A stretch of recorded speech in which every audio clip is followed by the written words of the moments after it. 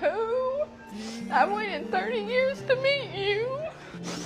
Oh my God. Hey now, this is what dream. There's so many of you people who say, why do you like being a Disney adult? You're weird. You know what? We are weird.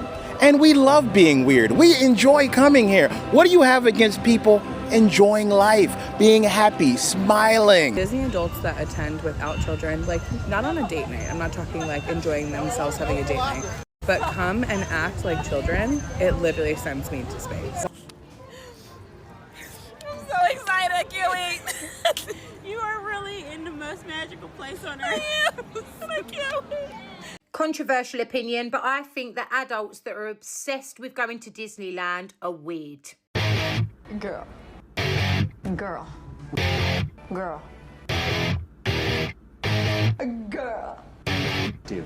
Cringe culture is not dead, and we need to do something about it. I feel that the internet has an increasingly stronger aversion to cringe. There's a kind of surveillance culture around social media, and they would say, I want to be a poet, I want to be a good writer, but it's a bit cringe, right? This cringe culture is that I don't want to be perceived as trying and having an effortful attempt at my dreams. If I've ever called you a Disney adult and it was demeaning, I apologize. I don't know what this place does to you, if it's magical or voodoo. I think they spiked my turkey leg. I love it here. Are Disney adults really cringe, or is cringe culture back stronger than ever? Let's talk about it.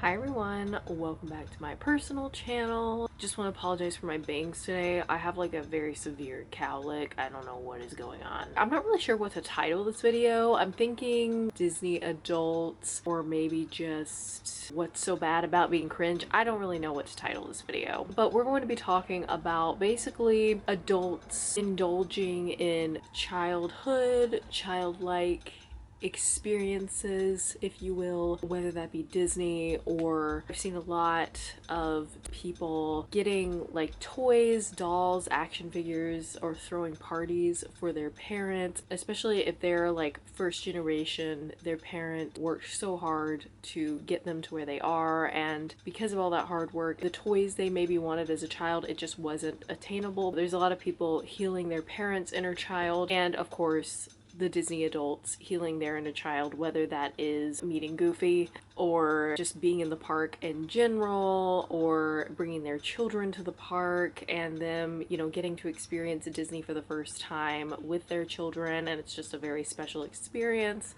We're gonna be talking about many of those things today, and just what is cringe, I guess, and why are we so scared to be cringe. I'm not saying this to be like, oh god, like I was so cringe, you know, I was so embarrassing. I truly believe that, you know, I was cringe and I still can be cringe and that I've done some, you know, embarrassing things. I still believe that to this day.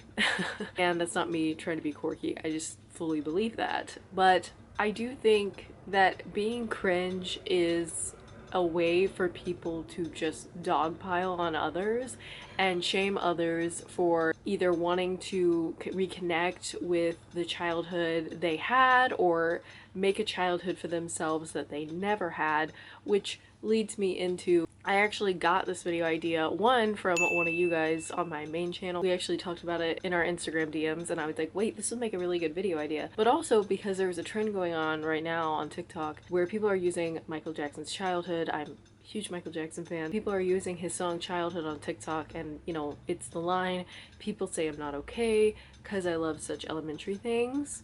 And a lot of people are using it, like Disney adults, people that love Disney that are adults are using it and just being like, you know, the childhood I never had, or I'm reclaiming that, or I just enjoy, like, this is my escape, this is what makes me happy, and I want to embrace that. And I gotta say, you know, I think as long as you're not hurting yourself or other people or crossing a boundary or boundaries or doing anything illegal or anything like that, I feel like it's totally fine to do what makes you happy. You know, if that's going to Disneyland multiple times a year and you have the finances for it, then as long as you're going to be able to stay afloat and support yourself or your family,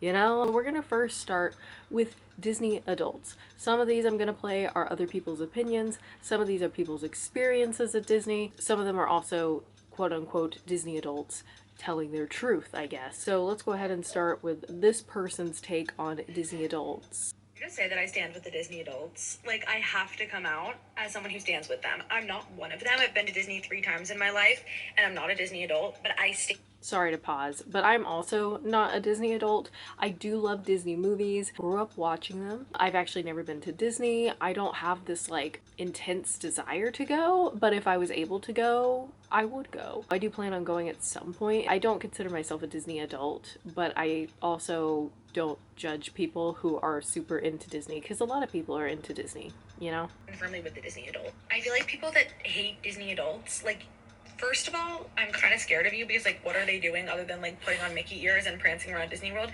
And, like, okay. Second of all, have you ever been there? It's fun as f***, and it's very clean. Like, they do a great job, like, maintaining. Lastly, I fear that if you hate Disney adults or, like, you're just very anti-Disney, you perhaps lack a cringe whimsy that I personally possess and embrace. There's something about Disney World, Disneyland in adulthood that, to me, I don't know. Like, there's something about it that I think is so, like, sweet when that's someone's hobby. And I recently found out if you have your wedding at Disney World, they basically host you for, like, a wedding planning super day, and they bring you around Disney World. No, this is incredible. They bring you around Disney World, and you, like, see all the venue options, and then you, like, taste all the food options, and then you taste the cake options, and then they bring you to the florist, and you see all the flower options, and you're wearing your little bridal Mickey ears, and you're making all your little choices, and that, to me, sounds incredible. Like, that sounds so fun. But we're anti-Disney adults. I think it's a red flag. You don't have to be one. You don't even have to like them. But it's like, what did they ever do to you? How are they affecting your day-to-day? I've got to say, I didn't know that about the Disney weddings. That's actually really cute. You know, you give options and then you just choose. Like, especially if you're hard at, you know, making decisions. I know I am. So that's actually a pretty cool idea, and it's cute. If I was super into Disney, I might do that. I don't know if my partner was cool with it. I just feel like with Disney adults, as long as you're not like, okay, here's an example. Let's say you're a Disney adult, right? And you go to the theme park and you're waiting in line to meet a character, which is something we're going to talk about because some people have like a huge issue with adults taking pictures and waiting in line for Disney characters with children. But this is what would be an issue. If they're in line waiting for a character, there's a kid in line, and they like try to cut in front of a child, obviously that would be weird behavior. Like, you're a grown woman, you're a grown man, trying to cut in front of a child. I can understand that criticism. It's one thing to embrace your childhood self, but to not act like an adult when it comes to situations like that, I could understand the criticism with that. Now, someone that is an adult wanting to take a picture with Goofy, I don't care. Like, I don't care. And if it really means something to you, I think that's great. I personally, if I met Goofy, I would not cry. I wouldn't really have like a visceral reaction, I think, if I went to Disney. But would I think it was fun and cool? Yeah, probably. I've got to agree that, you know, as long as it's not hurting you or anyone else, so be it. Here's the thing. There's so many of you people who say, why do you like being a Disney adult? You're weird. You know what? We are weird. And we love being weird. We enjoy coming here. What do you have against people enjoying life, being happy, smiling? You know what? Stay at home. Let us do all the things that we love to do, and don't judge us for it. You're home miserable, and we're here having a blast. It is a magical time. I love being a Disney adult because it means I'm happy. You know, the thing that you wish you could be. So, we're going to be here in the park having a great time, and you do what you always do. Just sit back and complain. Honestly, that was a read. I know that Disney over the years, like, you know, with Disney Plus, for example, there's many reasons why people boycott these larger companies, industries. I get that. People are, rather than criticizing the company or industry, criticizing that person for just enjoying the concept of Disney, like the princesses, the characters. Going back to the Disney adults waiting in line to take pictures with characters, we have this woman who is just not thrilled by that. She has her complaints. The worst part of Disney World as a multi-year long season pass holder are the Disney adults. I've got to stop because I don't know if she has children. We're about to find out, but you're an adult and you're at Disney, so I'm just saying. Confidently, as someone who has been to the park a million Oh, times. and a season pass holder. Sorry. And someone that's been a million times. Okay, so adult that obviously loves Disney. Past probably like 4 or 5 years as season pass holders with young children. Disney adults that attend with. She does have children. But I don't know if she's, you know, strictly going to Disney for her children or if she also enjoys it. To go that much, I would imagine you have to enjoy it somewhat, but Out children. Like, I don't know. Not on a date night. I'm not talking like enjoying themselves having a date night. But come and act like children, it literally sends me into space. One time in Animal Kingdom. Now, like I said earlier, if you are gonna not behave accordingly in public, if you know how and are able to do so, yeah, I agree with that. But let's see what her complaints are. My children were waiting in line to meet a set of characters. An adult woman and man in front of us in like the age of 60, 65 were the next in line, and they get on their hands and knees and they start interacting with the characters like they are children. I'm talking like full-blown hysterics, petting them and carrying on, and my kids are sitting there looking at me like this. Mommy? And I'm just looking at them like, I'm not sure what to tell you. We'll talk about Disney adults when you're older. Another time, we're about to go and meet the characters at Crystal Palace, which are like Winnie the Pooh and Eeyore and Piglet, all them. And the table in front of us, who the characters meet before our table, are a set of adults with children with them present. Tigger comes up to the table and the mom stands up in her like 50s and starts screaming at the top of her lungs. She starts immediately busting into the entire theme song from Tigger, like the whole top to bottom full thing. She went full send to the extent that her children did not get up and meet the characters. They sat there at the table like horrified. Another time we were in Hollywood Studios and my son was waiting to meet the Mandalorian and he was so excited. They only can stay out for a certain amount of time, especially in the summer in Florida because it is so hot here. So they usually do like 20-minute increments and then they bring them inside and switch characters. There's one person in line ahead of him who is an adult who's fully dressed head to toe in costume, which is not rare in the park. My son is waiting in line patiently and everyone before them has gone in like 20 seconds. Pick meet and greet, say hi, take a picture, move on, the next person goes. Well, this guy decides to do a full-blown skit. Busts into a monologue, has a whole interaction, takes him about 5 minutes of this character's time, and then guess what? They decide to bring the character inside for a break. So my son is told, sorry, he's not going to be out for a little while, maybe try again later. How exactly do you explain to a child that they didn't get to meet their favorite character because the adult in front of them was dressed in costume, decided to take up the entire time? Like, what would you say? And I'm all for healing your childhood trauma and, like, speaking to your little girl and little boy. I get it. Like, I wait in line and I'm sparking joy, too. I love this place. It's so fun. But if my kids look at me one more time with the sense of deep concern that they're in danger, I'm just going to lose it. In so danger? That this is the way Disney goes down. Just be mentally prepared. The next time you come on vacation here, keep in mind, there's Disney adults everywhere.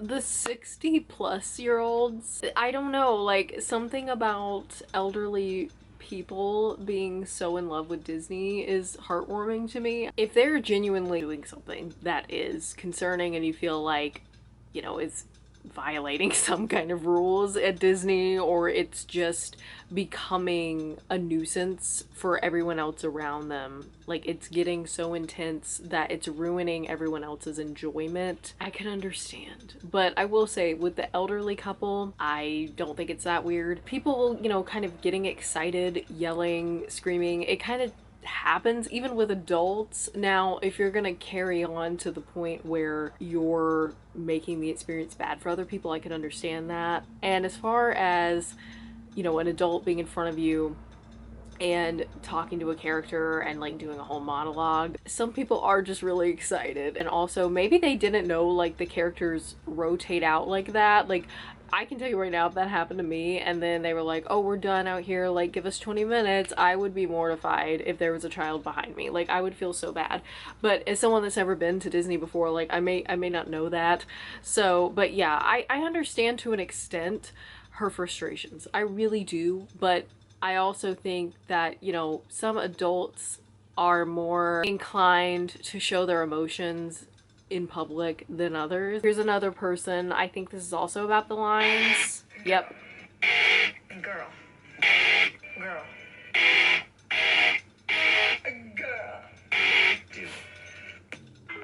Yeah, some people are like, you know, if you don't have children, like, you just shouldn't be in line. And I think that's a little too far. At the end of the day, the Disney parks are for adults and kids. So if you want to go with your kids as an adult, that's fine.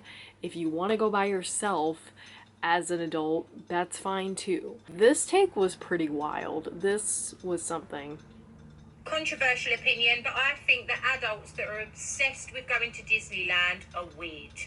And before the annual pass holders start assembling in my comment section like Well, the event, okay, just look, calm down. I'm not an annual pass holder, but I think to just assume that any adult that wants to go to Disney regularly is weird is a reach. Listen for a minute.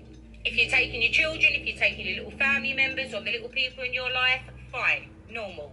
If you were obsessed with Disney and you missed out as a child and got to experience it as an adult without children, fair enough, go and enjoy it, embrace it. If you've got additional needs and it genuinely brings you that comfort and that sort of fixation that sort of adults and children can have with additional needs, understandable. We're talking about the fully grown adults that choose to go there every week in the full ensemble. You've got the Mickey ears, the matching backpack, trading pins like you're in a stock market, crying at the parades, and queuing for fucking hours to cuddle a fully grown bloke dressed as Goofy. And after the cruise ship incident, I wonder who's really dressed under them costumes. At some point, it does become a bit strange. I feel like I should know about that, but I think this video is older. Is that the recent Disney thing they're talking about? Have y'all heard about that? I thought this video might be older, but oh my goodness, it sounds terrible. Hopefully she's not referring to that, because that's pretty bad. So far, honestly, I feel like this is a little bit of an extreme take. Do I think that some people like childlike things for weird reasons? Yes. Do I think that some people like childlike things and it's done in a purely innocent, wholesome way?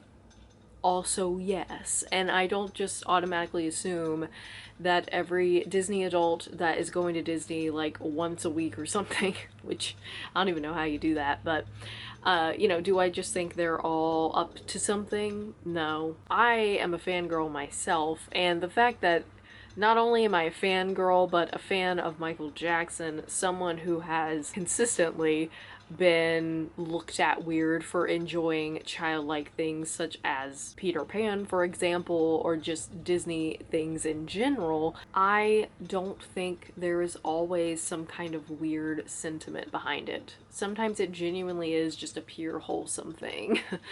And yeah, I don't know about this take. Because the Disney adults, they don't just stop at Disneyland, they make it their whole personality. Every conversation goes back to Disney, every holiday surrounds Disney, every outfit, your bedding, literally shrines in the house of Disney. You're 54, David, please calm down. Do you know what I mean? It's looking a little bit odd.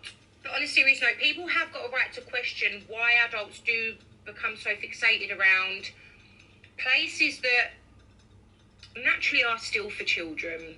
Because let's be real, if grown adults were hanging around playgrounds on a weekly basis, dressed in costumes, singing Let It Go, people would be side-eyeing it.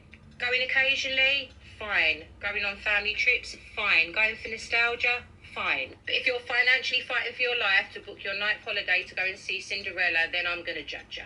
I am. Even if someone makes a bad financial decision, or you're like, that's a bad financial decision to go see Cinderella, it is their money at the end of the day. And, you know, you can't force anyone to do or not do something with their money. I definitely try not to pocket watch, I think is what it's called, people and where they spend their money. I mean, advice, don't do that is my advice. Don't drain your bank account to go see Cinderella. I agree with that. One comment I really like, and it's actually a consistent comment I see people bringing up, is this energy is just not held for example, people that love sports. People spend so much money on sports. anything sports related is usually involving a ton of money, whether it's going to an event or putting the event together. A dedication that sports fans have, I never really see that criticism with them, and it is something I have always noticed as a fangirl, and I think, you know, Disney adults are also joining that conversation. I'm obsessed with the way that the world talks about fangirls. Boys crying at the footy, that's the love of the game. Girls crying at a Justin Bieber concert? That's pathetic. And as soon as I realised this double standard, I realised that all of my curiosity about fangirls had been sparked by exactly the same judgments. I too had suspected that they were a bit crazy. I want to know, if girls grow up in a world where words like crazy and psycho and hysterical are casually used to describe female enthusiasm, then how does that shape the way that those girls get to see themselves? And if the girls grow up in a world that tells them that they are designed just a bit crazier than the boys, then isn't that a little bit like telling them that they are born less capable of rationality than men, less capable of reason, and unworthy of the same intellectual respect as their brothers? What if we decided to rethink the words we use to describe that joy? And what if we didn't allow ourselves to diminish girls with words that undermine their intelligence, their interests, and their capability? I reckon instead of judging fangirls, we can learn from them. We can all die tomorrow, so why not love things while we're still breathing? Not saying that everyone that likes sports has to be a man, but it is a predominantly male-focused event space. There's a lot of men in that space, and I think with Disney adults, especially women Disney adults, and for fangirls especially, you know, fangirls are seen as just dumb girls who, you know, the only thing that makes them a fangirl is because the person they're fangirling over is attractive, and that's that. It's not deeper than that. It doesn't really have any sentimental value, and they're surface level, basically, fangirls. And I don't see that same energy with sports. Now, granted, fangirl of a band or an artist is different than sports, but I think one of the similar things I can compare in terms of the behavior with fangirls versus people that enjoy sports, I think of when men especially get so hyped up in sports that they're like yelling, throwing things, cursing, like that kind of emotion versus like a fangirl in the audience crying is more encouraged. A fangirl crying, totally harmless. And yeah, I mean, I've been to sports events. It's very normal to hear people curse and things like that, and I don't really think it's that big of a deal as long as you're not like being obnoxious, you know, especially if there's kids around. But I just don't see that same energy held for men that are like obsessed with sports and spend so much money on it and, you know, yell and throw things and all kinds of stuff. Like, dedicate like their whole afternoon or whole night to watching games. So aside from, you know, Disney adults healing their inner child, I also want to talk about whether it's a parent's children trying to heal their inner child or people doing things that they always wanted to do. Like, for example, this guy, he's taking a ballet class, which, you know, already giving him props for that, because for whatever reason some people still think that, you know, a man doing ballet is weird or something, or doesn't make him a man. Hopefully that is starting to die out over the years, but, you know, he also mentions that, you know, his body isn't what you would perceive as a ballet dancer's body type. And I love that. I think the best advice I've ever received is from one of my favorite channels, Peter Vlogs. Oh my gosh, I love his account so much.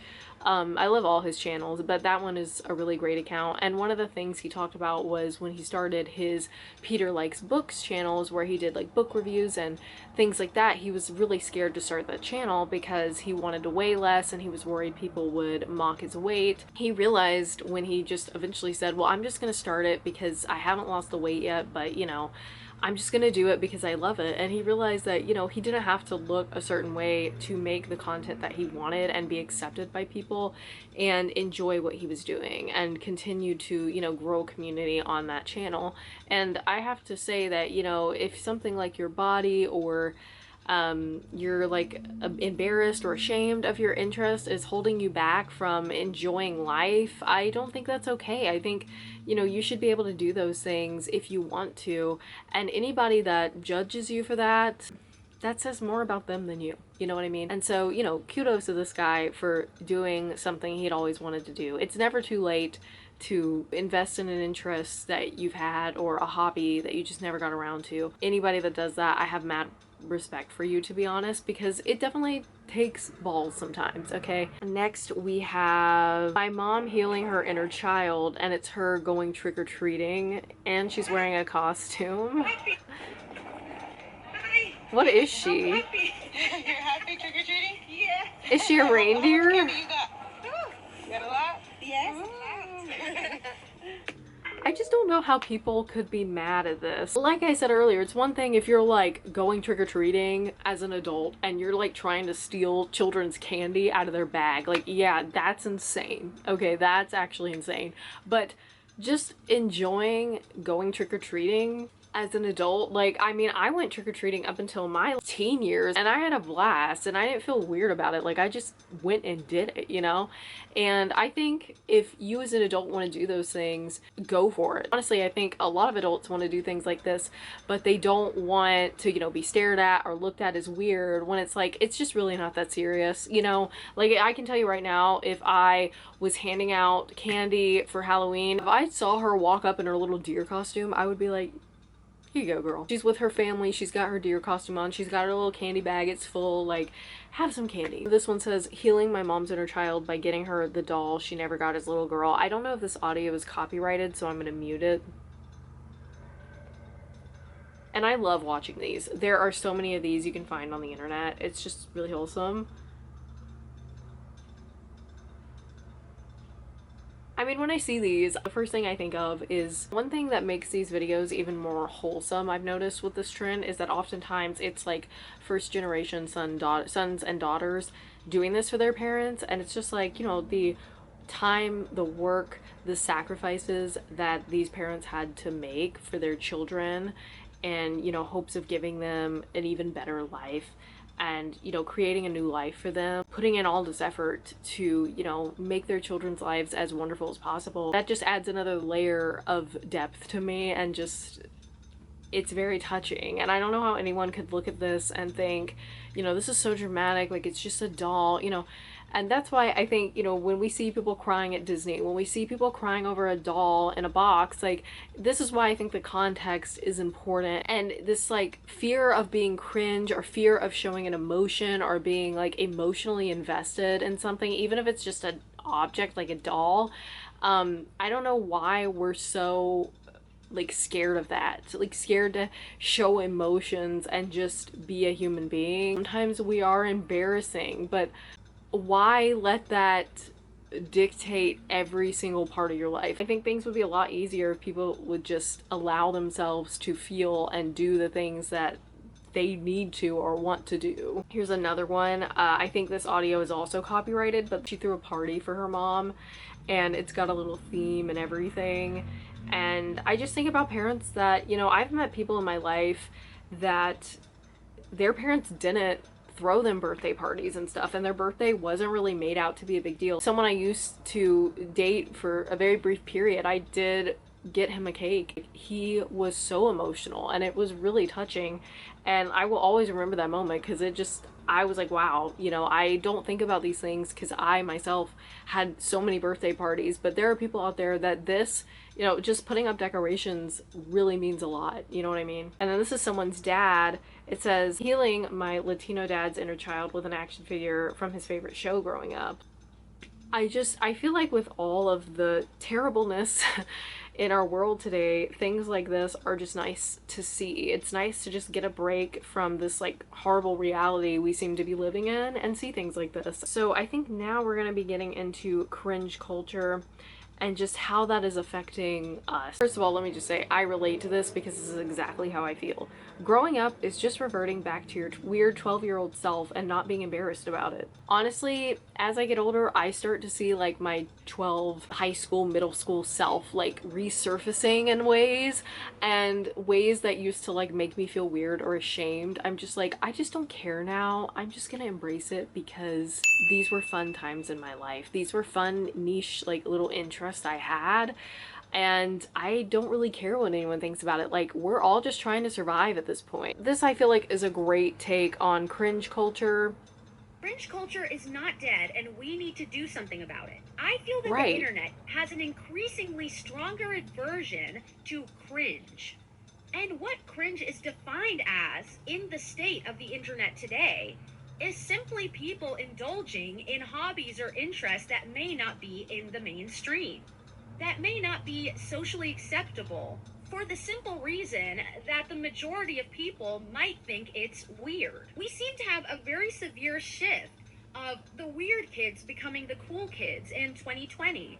And every year that's passed by since 2020, the weird kids have succumbed to becoming increasingly more normal. By allowing ourselves to feel cringe for our interests and hobbies, we are perpetuating that feeling of embarrassment onto everyone else as well. And it seems like the punishment for being cringe is so harsh nowadays that people don't want to openly be themselves anymore, which is the reason why the world is seeming boring. Because we cannot let go of this obsession with embarrassment, within making ourselves feel embarrassed and others, while simultaneously complaining about the world getting boring. I've especially seen a lot of people say, I don't dress like this anymore, or I don't express that I like this thing, because I will get severely bullied. But the more people that back down to this bullying in the name of cringe culture, the less of an opportunity there is for this world to become unboring again.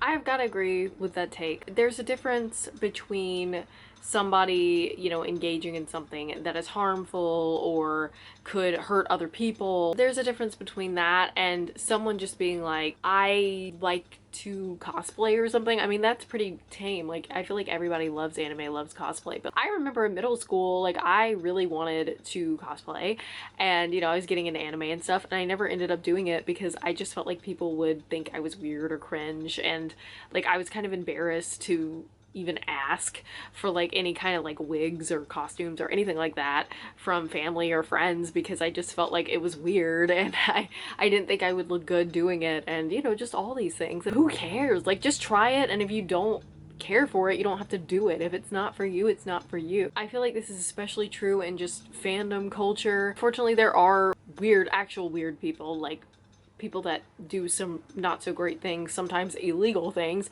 in fandoms, but there's also people that you may look at them and be like, you know, I don't really find their jokes funny, I find them kind of cringe, but like, they're not hurting anybody. That definitely is applied to me sometimes. And then this is a teacher's take, actually, in the US about children and quote-unquote cringe culture. This is my 11th year as a professor, and what I've noticed, you know, in a very unsettling way, is that our students, at least in America, I can't speak for other places, they are more and more I just realized I said professor, so not children, but just their students. Conscious of trying. There's a kind of surveillance culture around social media, and they would say, I want to be a poet, I want to be a good writer, but it's a bit cringe. That's another thing. It's not just fandom spaces that I've mainly been harping on. It's like, okay, let's say you want to be a poet or a writer, but you're scared of writing something that could be cringe, so you just never write. Obviously, you're not going to improve or find out what level you're starting at. You know, what do I need to work on? You're not going to be able to find any of that out if you don't start. Like, that's the first step. You've got to actually do your best, write, you know, your poetry out, and if it's not that great, guess what? You can improve. If it is good, then great.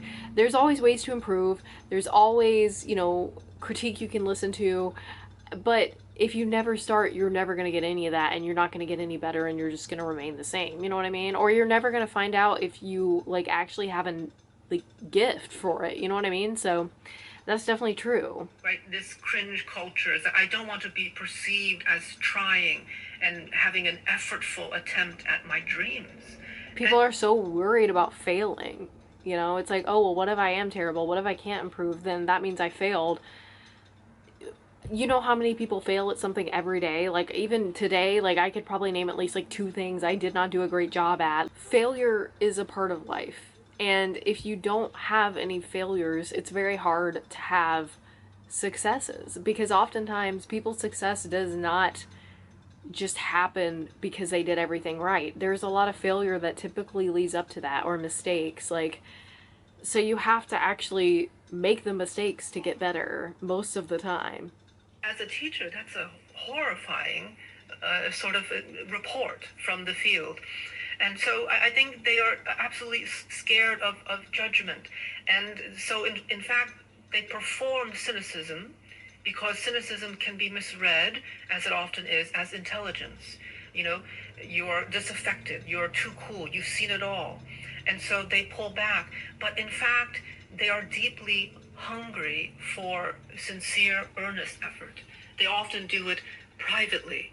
They don't want to admit to each other that they're actually trying really hard to do what they want to do.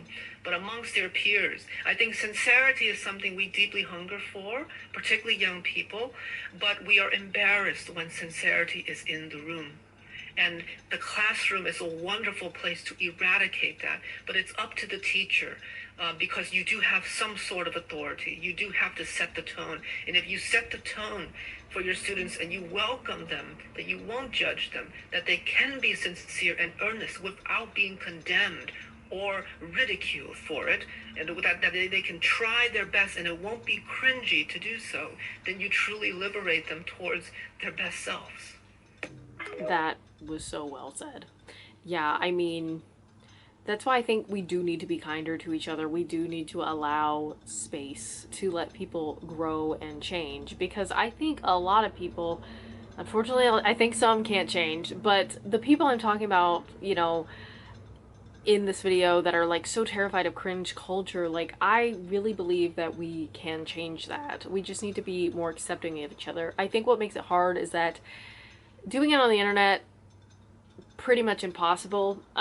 You know, there's always going to be people on the internet that are either, you know, trolling or just wanting to say negative things about people to make themselves feel better. It's just like become a part of their life, or they just strongly disagree with people and arguments on the internet happen, and it's just like, you know, instead of like an actual debate or anything like that, it's just full on arguing. But I will say, in a space like a classroom, you should have a lot more luck with, you know, opening up, being authentic, and not being ridiculed and judged. Because oftentimes, you know, when you're face to face with someone versus not face to face with someone and it's just like comments on a screen, it's a lot easier to be mean in that regard than it is face to face with someone.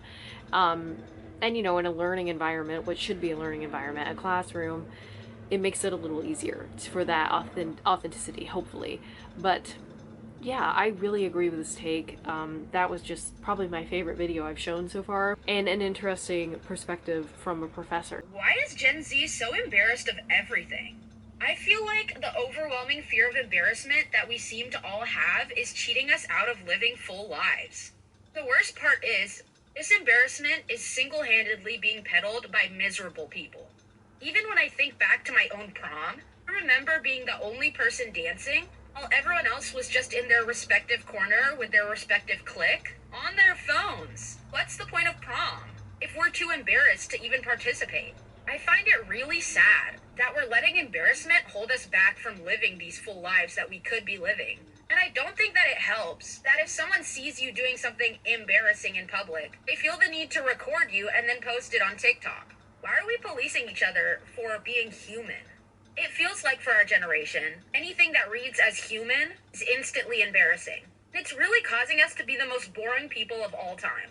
I feel like we tell ourselves this lie, that we're individuals. But if you can't be an individual because you're too embarrassed, then you're not an individual. It seems like all of us are living our lives for other people instead of ourselves. So we'd rather prioritize never feeling embarrassed instead of living our own lives.